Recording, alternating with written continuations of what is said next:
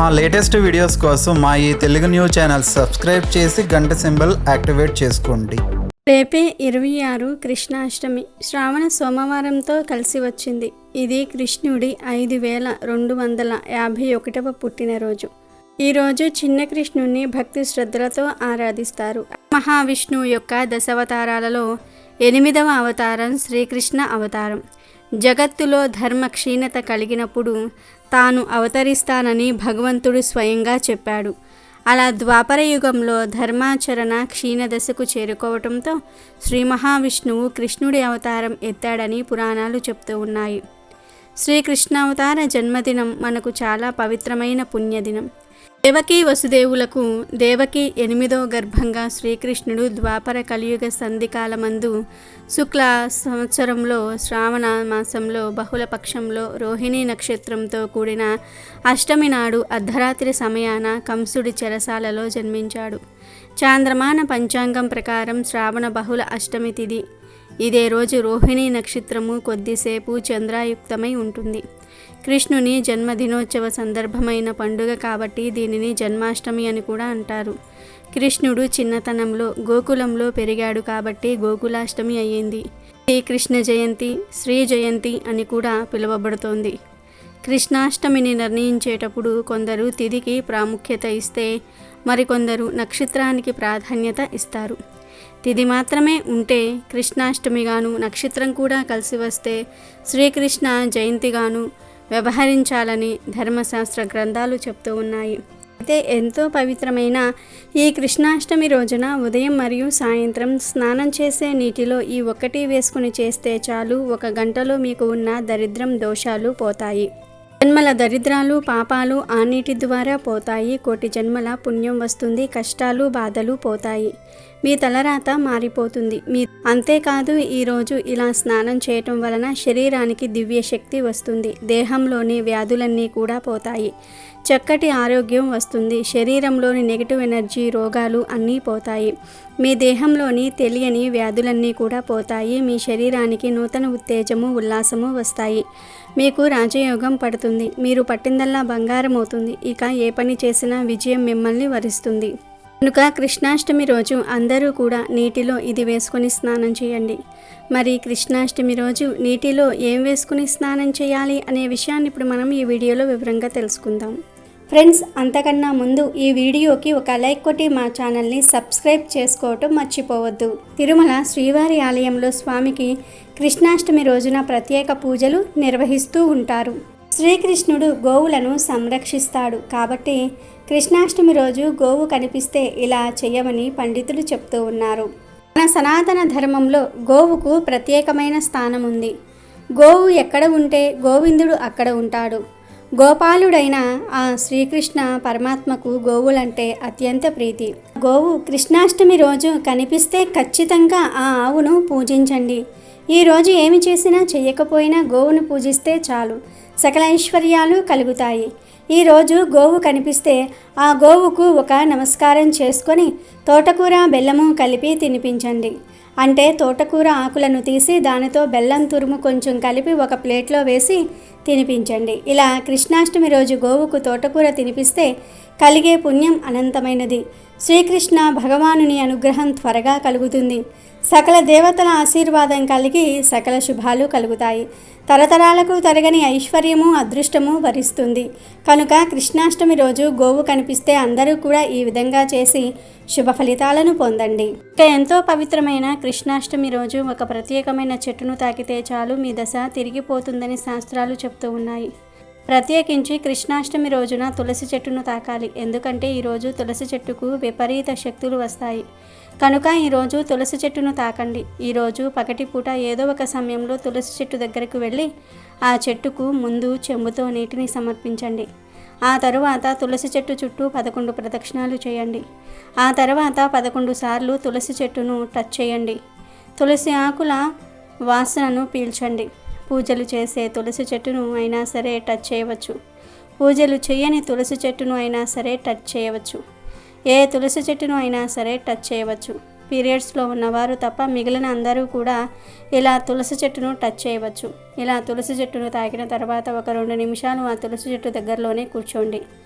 తులసి చెట్టు నుండి వచ్చే గాలిని ఆస్వాదించండి. ముఖ్యంగా ఈరోజు తులసి వనానికి వెళ్ళి ఆ వనంలో తులసి మొక్కను తాకి అక్కడ 2 నిమిషాలు కూర్చుంటే చాలా మంచిది. తులసి వనం లేకపోతే జస్ట్ ఇంటి దగ్గర పెంచుకునే తులసి చెట్టును తాకినా చాలు. రాజయోగం పడుతుంది. మీ ఒంట్లోని రోగాలు నయమైపోతాయి. చక్కని ఆరోగ్యం కలుగుతుంది. 1 గంటలో మీ జాతకం మారిపోతుంది. ఈరోజు ఈ ప్రాసెస్ అంతా కూడా చేయలేని వారు జస్ట్ తులసి మొక్కను తాకినా చాలు. అందులోని అద్భుత శక్తులు మీ ఒంట్లోకి ప్రవేశించి దోషాలన్నీ కూడా పోతాయి. దరిద్రం వదిలిపోతుంది. 1 గంటలో మీ జాతకం, మీ జీవితం కూడా మారిపోతుంది. మీ ఒంట్లోని నెగిటివ్ ఎనర్జీ, నెగిటివ్ శక్తులన్నీ కూడా తులసి లాగేసుకుంటుంది. పాజిటివ్ ఎనర్జీని ఇస్తుంది. ధన సమస్యలు పోయి ధనలాభం కలుగుతుంది. తులసి స్వయంగా శ్రీ మహాలక్ష్మి స్వరూపం. అందుకే శ్రీ మహావిష్ణువుకు తులసి అత్యంత ప్రీతికరమైనది. మన సనాతన ధర్మంలో తులసిని ఎన్నో విధాలుగా స్తుతించారు. తులసి లేని ఇల్లు కళావిహీనమని చెప్పారు. తులసి చెట్టు మనుషులను, ఇంటిని, వాతావరణాన్ని పవిత్రం చేస్తుంది. పుణ్యాన్ని ప్రసాదిస్తుంది. శారీరక, మానసిక ఆరోగ్యాన్ని ఇస్తుంది. తులసి వనమున్న గృహము పుణ్యతీర్థంతో సమానమని అనేక పురాణాలు, శాస్త్రాలు చెప్తూ ఉన్నాయి. తులసి పూజ స్త్రీలకు అత్యంత శుభప్రదం. తులసి చెట్టు ఆవరణలో ఉంటే ఎటువంటి దుష్టశక్తులు పనిచేయవు. ఆధ్యాత్మిక పరంగా, ఆరోగ్యపరంగా ఎంతో పేరు గడించటం వలనే తులసి భూలోక కల్పవృక్షంగా, దేవతా వృక్షంగా పేరు పొందింది. తులసి చెట్టు విషకీటకాలను ఇంట్లోకి చేరనివ్వదు. తులసి దళము కంటికి తెలియని సూక్ష్మజీవులను నాశనం చేస్తుంది. తులసి ఆకు చర్మ వ్యాధులను దూరం చేస్తుంది. తులసి నారాయణుడికి అతి ప్రీతిపాత్రమైంది.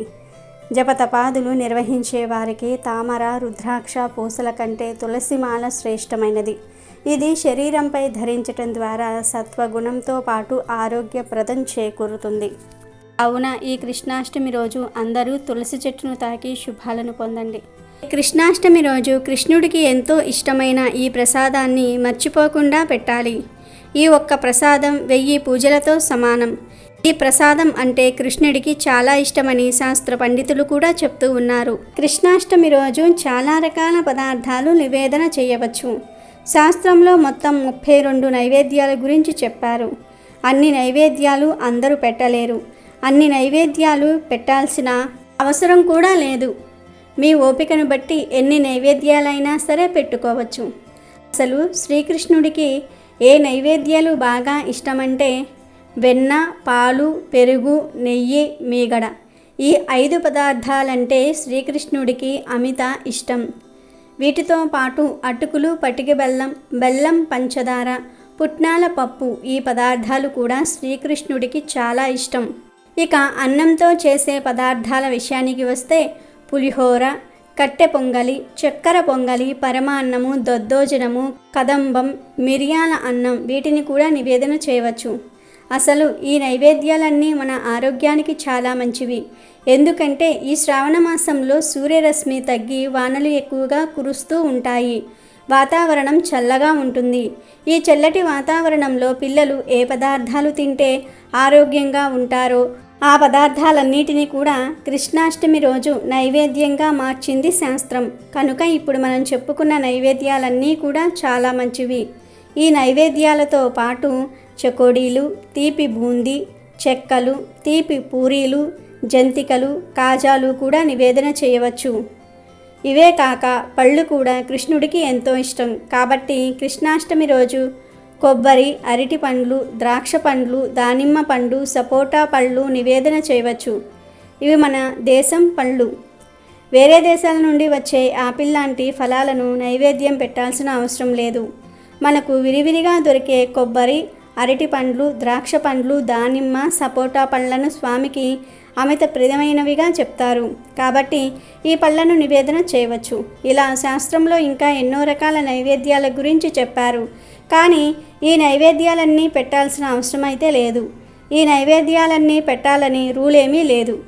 ఇక కృష్ణాష్టమి రోజు ఈ నైవేద్యాలన్నీ చెయ్యలేని వారు ఒకే ఒక్క నైవేద్యం పెడితే అన్ని నైవేద్యాలు పెట్టిన ఫలితం వచ్చేస్తుందని పండితులు చెప్తూ ఉన్నారు. మరి ఆ నైవేద్యం ఏమిటి అంటే అటుకులు. ఈరోజు అటుకులను కానీ లేదా అటుకుల పాయసం కానీ, అటుకుల పోహ ఇలా అటుకులతో ఏదైనా పదార్థం చేసి పెడితే కృష్ణుడు పొంగిపోతాడు. ఎందుకంటే అటుకులు కృష్ణుడికి చాలా ఇష్టమైనవి. కృష్ణుడి స్నేహితుడు కుచేలుడు అటుకులని శ్రీకృష్ణుడికి ఇచ్చి సకల ఐశ్వర్యాలను పొందాడు. కాబట్టి కృష్ణాష్టమి రోజు తప్పనిసరిగా అందరూ కూడా అటుకులను కానీ అటుకులతో చేసిన పదార్థాలను కానీ తప్పక నివేదన చేయండి. దీనితో పాటు కొంచెం వెన్నలో పంచదార కలిపి పెట్టండి. ఎందుకంటే వెన్న అంటే శ్రీకృష్ణుడికి మహా ఇష్టం. అటుకులు వెన్న ఈ 2 పదార్థాలను మర్చిపోకుండా నివేదన చేస్తే 1000 పూజలు చేసిన ఫలితం వచ్చేస్తుంది.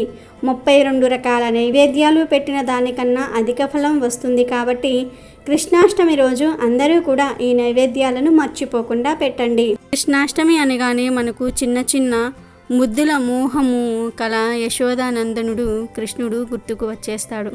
కృష్ణ జన్మాష్టమిని కృష్ణాష్టమి అని లేదా జన్మాష్టమి అని లేదా గోకులాష్టమి అని లేదా అష్టమి రోహిణి అని కూడా అంటారు. కృష్ణాష్టమి రోజు సూర్యోదయానికి ముందే నిద్రలేచి తలస్నానం చేసి మడిబట్టలు ధరించాలి. తర్వాత ఇంటిని పూజా మందిరమును శుభ్రం చేసుకోవాలి. గడపకు పసుపు కుంకుమ రాసి గుమ్మానికి తోరణాలు కట్టి పూజా మందిరములో ముగ్గులు వేయాలి. కృష్ణాష్టమి నాడు భక్తులు పగలంతా కూడా ఉపవాసం ఉండి సాయంకాలం శ్రీకృష్ణుణ్ణి పూజించాలి. శ్రీకృష్ణుని ప్రతిమ లేదా పటానికి లేదా శ్రీకృష్ణుడు రాధతో గల ఫోటోకి కానీ షోడశోపచార పూజ చేసి శ్రావణ మాసంలో లభించే పళ్ళు సొంటి బెల్లము కలిపిన వెన్న పెరుగు మేగడ స్వామికి నైవేద్యం పెట్టాలి. ఇవే కాక చిన్నపిల్లలు ఇష్టంగా తినే చిరుదిండ్లు అంటే చెకోడీలు రవ్వ లడ్డులు సున్నుండలు పాయసం ఇలా రకరకాల నైవేద్యాలు పెట్టుకోవచ్చు. అంతేకాదు ప్రసవం రోజులలో తయారు చేసే కట్టే కారాన్ని దేవకి కృష్ణుని ప్రసవించిన ఈ రోజున ప్రసాదంగా స్వీకరించటం కూడా కొన్ని ప్రాంతాలలో ఆచరణలో ఉంది. పూజకు పసుపు రంగు అక్షింతలు కదంబ పుష్పములు తులసిమాల పొన్నపూలు వాడాలి. దొరికితే పొన్నపూలు తెచ్చి పూజ చేసుకోవాలి. కృష్ణుడు గోపికల వస్త్రాలను దొంగిలించినప్పుడు ఎక్కి కూర్చున్నది పొన్న చెట్టు కాబట్టి ఆ చిన్ని కృష్ణయ్యకు పొన్న పూలంటే ఇష్టమని ఆ పూలతో పూజలు చేస్తారు. దీనినే పొన్న మాను సేవ అని కూడా అంటారు. కనుక దొరికితే పొన్న పూలు తెచ్చి పూజ చేసుకోవాలి. లేదా జాజి పూలతో కూడా పూజ చేసుకోవాలి. అవకాశం ఉన్నవారు ఉయ్యాలలు కట్టి అందులో శ్రీకృష్ణ విగ్రహాన్ని పడుకోబెట్టి ఊపుతూ రకరకాల పాటలు కీర్తనలు పాడుతూ స్తుతించాలి. ఈరోజు శ్రీకృష్ణునికి పూజ చేసి తర్వాత శ్రీకృష్ణుని దేవాలయాలు దర్శించుకునే వారికి 1,000,000 జన్మల పుణ్యఫలం సిద్ధిస్తుందని పురాణాలు చెప్తూ ఉన్నాయి. ఈరోజు ఆలయాల్లో కృష్ణ అష్టోత్తర పూజ కృష్ణ సహస్రనామ పూజ చేయించుకునే వారికి వంశాభివృద్ధి అష్టైశ్వర్యాలు చేకూరుతాయి. ఈ రోజున శ్రీకృష్ణుని పూజిస్తే సకల పాపాలు నశిస్తాయని ధర్మార్థ కామ మోక్ష ప్రాప్తి కలుగుతుందని స్కాంద పురాణం చెప్తుంది. సంతానం లేని వారు వివాహం కావలసిన వారు ఈ పుణ్యదినాన బాలకృష్ణుని సంతాన గోపాల మంత్రంతో పూజిస్తే అనుకున్నది నెరవేరుతుంది. ఈ పండుగ రోజున ఈ చిన్ని కృష్ణయ్య బాల్య చేష్టలను తలుచుకుని ప్రతి తల్లి మురిసిపోతుంది. పాపపుణ్యాలకు అతీతులైన బాలల్లో కనిపించే దివ్యత్వాన్ని వెల్లడి చేసే ఒక అరుదైన సందర్భం కృష్ణాష్టమి. ఈ పండుగ రోజున ఒంటిపూట భోజనం చేసి భక్తి శ్రద్ధలతో శ్రీకృష్ణనామ స్మరణ చేసిన వారికి మోక్షం లభిస్తుందని పురాణాలు చెప్తూ ఉన్నాయి. అంతేకాకుండా ఈ పండుగ రోజు ఇంటికి వచ్చే స్త్రీలకు తాంబూలము ఇస్తే చాలా మంచిది. తాంబూలంతో పాటు శ్రీకృష్ణ నిత్య పూజా పుస్తకాలను అందజేస్తే సకల సిద్ధులు సిద్ధిస్తాయని ప్రతి ఒక్కరూ భక్తి శ్రద్ధలతో శ్రీకృష్ణ జయంతి వ్రతంగా ఆచరిస్తే గోదానం చేసిన ఫలితం ఇంకా కురుక్షేత్రంలో సువర్ణదానం చేసిన ఫలితం దక్కుతుందని బ్రహ్మాండ పురాణం చెప్తోంది. శ్రీకృష్ణాష్టమి రోజున కృష్ణుడి ఇంటికి వస్తున్నట్లుగా చిన్ని కృష్ణుని పాదాలు చిత్రిస్తారు. ఇది ఆ చిన్ని కృష్ణయ్య బాల్యానికి సంబంధించిన పర్వం కాబట్టి ఉట్ల మీద వెన్న పెరుగు పాలు దొంగిలించుట అనుకరించే శ్రీకృష్ణుని జ్ఞప్తికి తెచ్చే ఉట్ల సంబరాన్ని జరుపుతూ ఉంటారు. వీధుల్లో ఎత్తుగా ఉట్లు కట్టి పోటీ పడి వాటిని కొడతారు. అందుకే ఈ పండుగను ఉట్ల పండుగ లేదా ఉట్ల తిరునాళ్ళు అని కూడా పిలుస్తారు. ఇక ఈ శ్రీకృష్ణ జన్మాష్టమి రోజు కొన్ని తప్పు పనులు అస్సలు చేయకూడదు. కాదని చేస్తే కష్టాలు వస్తాయని లక్ష్మి దూరమవుతుందని శాస్త్రం చెప్తోంది. మరి ఆ పనులలో మొట్టమొదటి పని ఏమిటి అంటే ఈరోజు చిన్నపిల్లలందరిలో శ్రీకృష్ణుణ్ణి చూడాలి. ఈరోజు చిన్నపిల్లలు అల్లరి చేసిన వారిని తిట్టటము కొట్టటము వంటి పనులు అస్సలు చేయకూడదు. చిన్న పిల్లలపై కోప్పడకూడదు. పెద్ద పిల్లలకు డబ్బులు కానీ చాక్లెట్లు కానీ బట్టలు కానీ ఇస్తే చాలా మంచిది.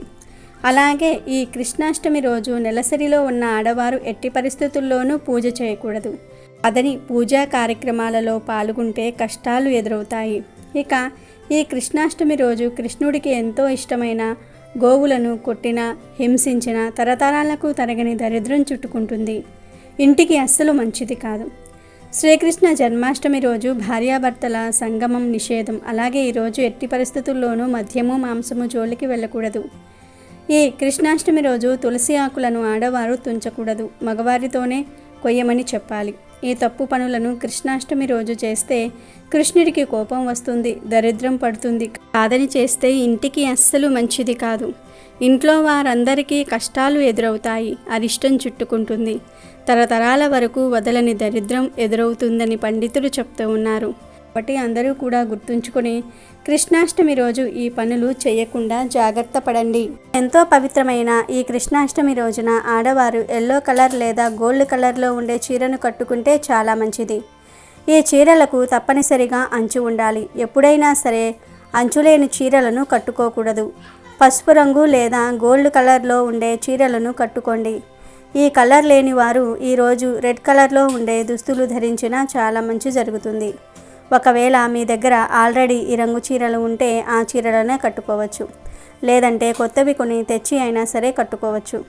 ఎల్లో కలర్ కానీ లేదా గోల్డ్ కలర్ కానీ లేదా రెడ్ కలర్ కానీ ఈ 3 రంగుల్లో ఏ రంగులో ఉండే చీరను అయినా సరే కట్టుకోవచ్చు. కానీ గుర్తుపెట్టుకోండి, ఈ చీరల మీద మళ్ళీ బ్లాక్ కలర్ డిజైన్స్ కానీ బ్లూ కలర్ డిజైన్స్ కానీ ఏమీ ఉండకూడదు. బ్లూ బ్లాక్ కలర్ మిక్స్ అవ్వకూడదు. ఎందుకంటే ఈరోజు పొరపాటున కూడా బ్లాక్ లేదా బ్లూ కలర్లో ఉండే దుస్తులు ధరించకూడదు. కనీసం ఈ కలర్ డిజైన్ కూడా ఉండకూడదు. కాదని ఈ కృష్ణాష్టమి రోజు బ్లాక్ లేదా బ్లూ కలర్లో ఉండే దుస్తులను ధరిస్తే సంవత్సరం అంతా కూడా కష్టాలు అనుభవిస్తారు, కష్టాల పాలవుతారు. దుష్ట శక్తుల చేత పీడింపబడతారు, నెగిటివ్ ఎనర్జీ చేత పీడింపబడతారు. ఎందుకంటే బ్లాక్ మరియు బ్లూ ఈ 2 రంగులు మంచివి కావు. కనుక కృష్ణాష్టమి రోజు ఈ 2 రంగుల్లో ఉండే దుస్తులు ధరించవద్దు. ఎల్లో, గోల్డ్, రెడ్ ఈ 3 రంగుల్లో ఉండే దుస్తులు ధరించటం చాలా మంచిది. ఆడవాళ్లే కాదు, పిల్లలు పెద్దలు అందరూ కూడా ఈ దుస్తుల విషయంలో ఈ నియమాలు పాటిస్తే శుభాలు కలుగుతాయి. ఇక ఎంతో పవిత్రమైన ఈ కృష్ణాష్టమి రోజున ఒక ప్రత్యేకమైన ఆకును తింటే మీ దశ తిరిగిపోతుంది అని శాస్త్రాలు చెప్తూ ఉన్నాయి. మరి ఆ ఆకు ఏమిటి అంటే తులసి ఆకు. ఈరోజు తులసి ఆకులను శ్రీకృష్ణుడి ఫోటో ముందు కానీ, రాముడి ఫోటో ముందు కానీ, విష్ణుమూర్తి ఫోటో ముందు కానీ లేదా వెంకటేశ్వర స్వామి వారి ఫోటో ముందు కానీ ఉంచి ఆ తర్వాత తులసి ఆకులను తీసి ప్రసాదంగా భావించి తులసి ఆకులకు కొంచెం తేనెను కానీ, బెల్లాన్ని కానీ, పంచదారను కానీ జోడించి తినాలి. ఇంట్లోని వారందరూ కూడా ఇలా తులసి ఆకులను తినాలి. కనీసం ఒక్క ఆకును తిన్నా మీ శరీరానికి మంచి ఆరోగ్యం లభిస్తుంది. 1 గంటలో మీ శరీరంలోని దోషాలు పోతాయని శాస్త్రాలు చెప్తూ ఉన్నాయి. కనుక ఈ కృష్ణాష్టమి రోజు కుటుంబం అంతా కలిసి తులసి ఆకులను తినండి. ఈ ఆకుతో పాటుగా స్వామికి పెట్టే నైవేద్యాలను కూడా స్వీకరించండి. కృష్ణాష్టమి రోజు ఇలా తులసి ఆకులను తినటం వలన కృష్ణుడి అనుగ్రహం లభిస్తుంది. మీ దశ మారిపోతుంది, ఐశ్వర్య వర్షం కురుస్తుంది, మీ ఆరోగ్యం బాగుంటుంది. ఈరోజు ఈ ఆకును తింటే మీ ఆయుష్ కూడా పెరుగుతుంది. ఈ తులసి ఆకు మీ శరీరాన్ని రక్షిస్తుంది, వైరస్ బ్యాక్టీరియాల నుండి కూడా శరీరాన్ని కాపాడుతుంది. అందుకే కృష్ణాష్టమి రోజు తప్పనిసరిగా తులసి ఆకులను తినాలని శాస్త్రాలు చెప్తూ ఉన్నాయి. అలా తినటం వలన మీ ఆరోగ్యానికి చాలా మేలు జరుగుతుంది. కాబట్టి ప్రతి ఒక్కరూ కూడా ఈ కృష్ణాష్టమి రోజు తులసి ఆకులను ఇప్పుడు మనం చెప్పుకున్న విధంగా తిని శుభ ఫలితాలను పొందండి. ఆరోగ్యంగా ఆనందంగా జీవించండి. ఇక శ్రీకృష్ణుడి జన్మదినమైన ఈ కృష్ణాష్టమి రోజున ఒక 2 ప్రత్యేకమైన వస్తువులను కొని ఇంటికి తెచ్చుకుంటే చాలు, తరతరాలకు తరగని ఐశ్వర్యం వస్తుంది. మీకు ఉండే అప్పుల బాధలు సమస్యలు అన్నీ పోతాయి. అదృష్టం ఐశ్వర్యము కలిసి వస్తాయి. మరి ఆ వస్తువుల్లో మొదటి వస్తువు నెమలి ఈక. నెమలి ఈకలంటే కృష్ణుడికి ఎంతో ఇష్టం. నెమలి ఈక లేని కృష్ణుణ్ణి ఊహించలేము. నెగిటివ్ ఎనర్జీని తిప్పికొట్టే శక్తి నెమలి ఈకలకు ఉంది. నెమలి ఈకను చూడగానే పిల్లల నుండి పెద్దల వరకు అందరి మనసు ఉప్పొంగిపోతుంది. నెమలి ఈక చూడడానికి చాలా అందంగా ఉంటుంది. కానీ ముఖ్య విషయం ఏమిటంటే నెమలి ఈకలను నెమ్మలి నుండి పీకి తీసుకురాకూడదు. నెమలి నుండి ఊడి పడిపోయినవి మాత్రమే తెచ్చి ఇంట్లో పెట్టుకోవాలి. ఇప్పుడు చాలా వరకు బయట నెమలి ఈకలను అమ్ముతూ ఉన్నారు. ఆ నెమలి ఈకలను ఈ కృష్ణాష్టమి రోజు తెచ్చుకొని మీ ఇంట్లో ఉత్తరం గోడకు తగిలించి పెట్టండి. కృష్ణుడి అనుగ్రహంతో మీకు తరతరాలకు తరగని ఐశ్వర్యం వస్తుంది. ఇక రెండవది ఏమిటి అంటే వెన్న. అవును, కృష్ణాష్టమి రోజు స్వచ్ఛమైన వెన్నను బయట నుండి కొని తెచ్చుకున్నా లేదా ఇంటిలోనే తయారు చేసుకున్నా చాలా మంచి జరుగుతుంది. ఎందుకంటే వెన్న అంటే లక్ష్మీదేవికి చాలా ఇష్టం. కృష్ణుడు వెన్నను ఎప్పుడూ దొంగతనం చేస్తూ ఉండేవాడు.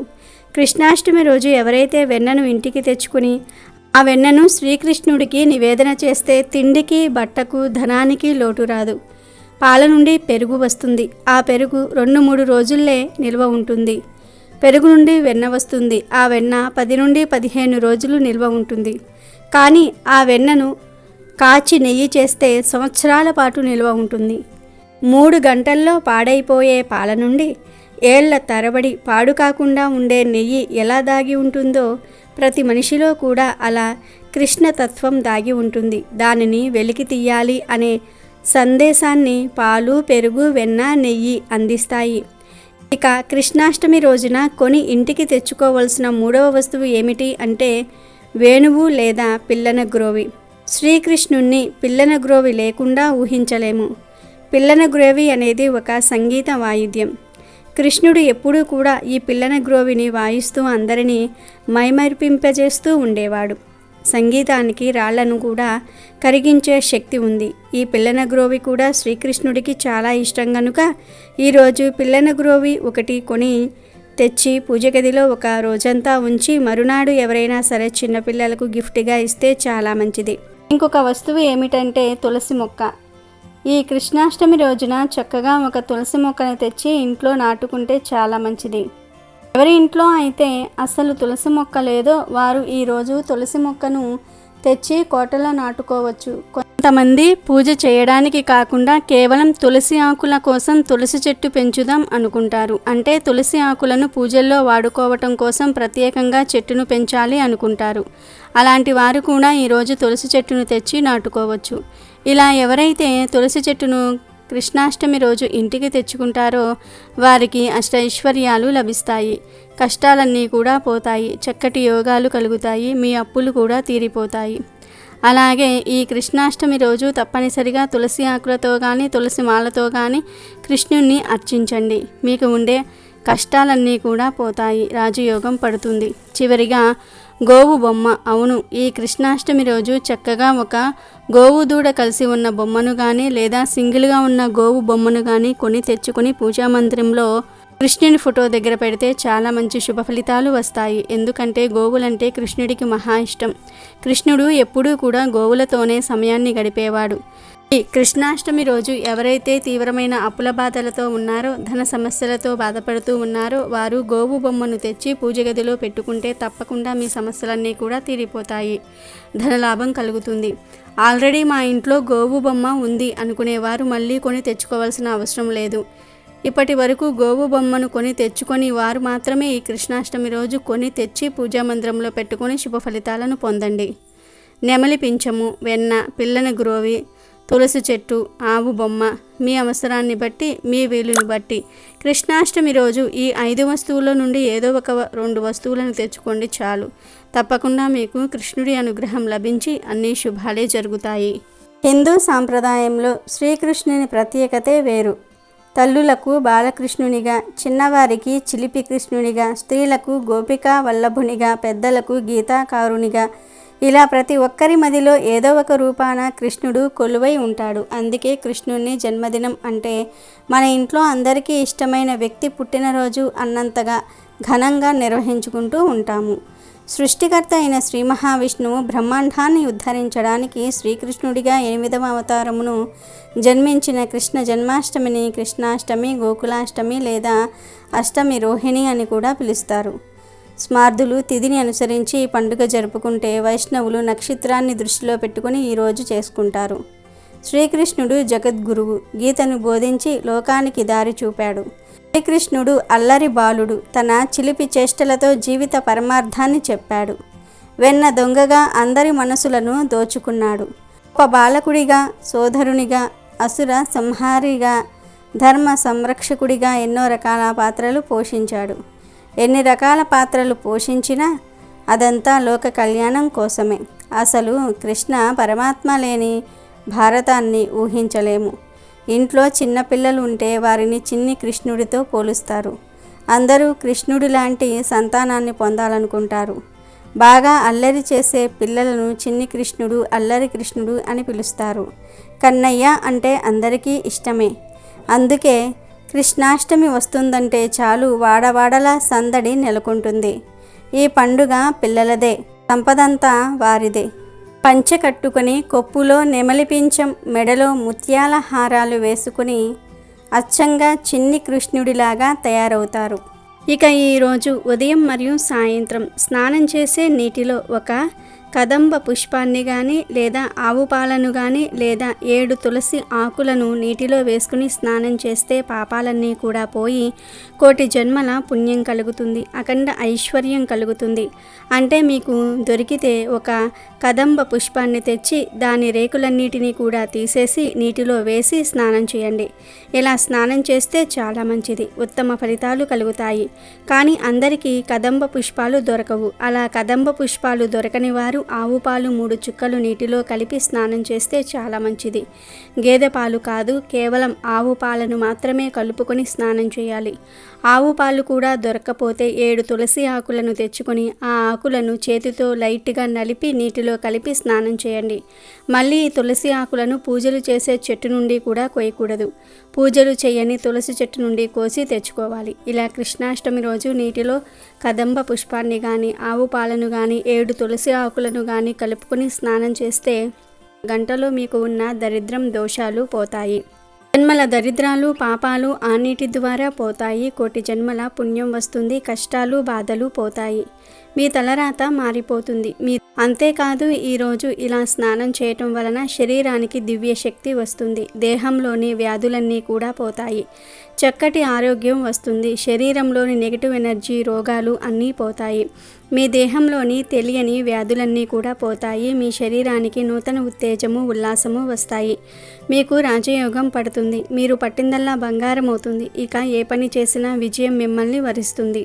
కాబట్టి ప్రతి ఒక్కరూ కూడా ఈ కృష్ణాష్టమి రోజు ఈ విధంగా స్నానం చేసుకుని శుభ ఫలితాలను పొందండి. ఇక కృష్ణుడి పుట్టినరోజు అయినటువంటి కృష్ణాష్టమి రోజున మందారాకుతో ఒక పరిహారం చేస్తే చాలు, మీరు కోటీశ్వరులుగా మారిపోతారు.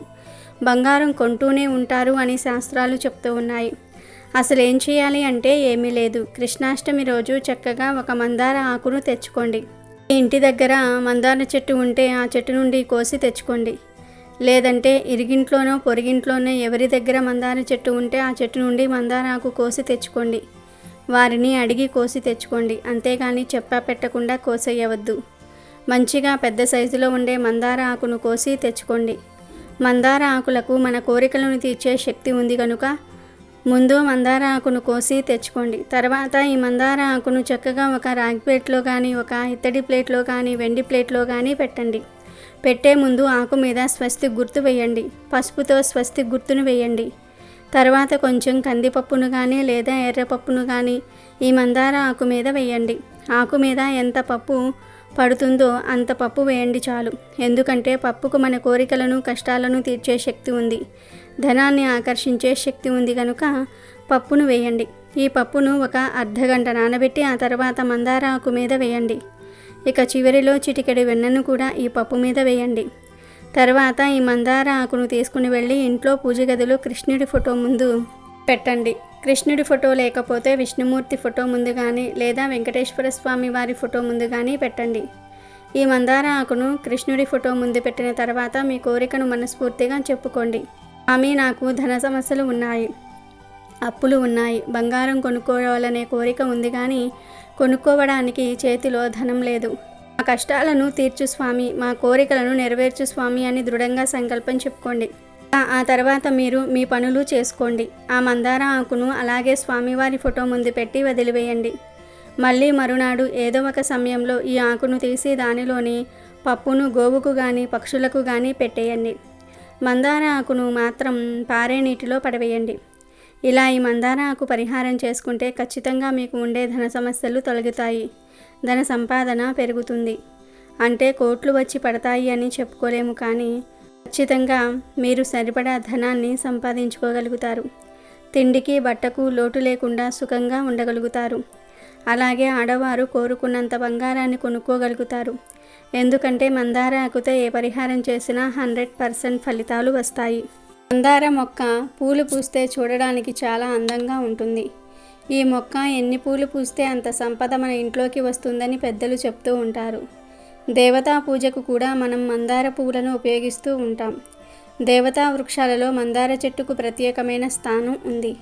అన్ని కాలాలలో పూలు పూసే ఈ మందార మొక్కను ఇంట్లో పెంచుకుంటే ఇంట్లోని వారికి ధనానికి లోటు ఉండదు. ఎర్రని మందార పువ్వులను దేవతా ఆరాధనలో ఎవరైతే వినియోగిస్తారో వారి కోరికలను భగవంతుడు తప్పక నెరవేరుస్తాడని పురాణాలలో చెప్పబడింది.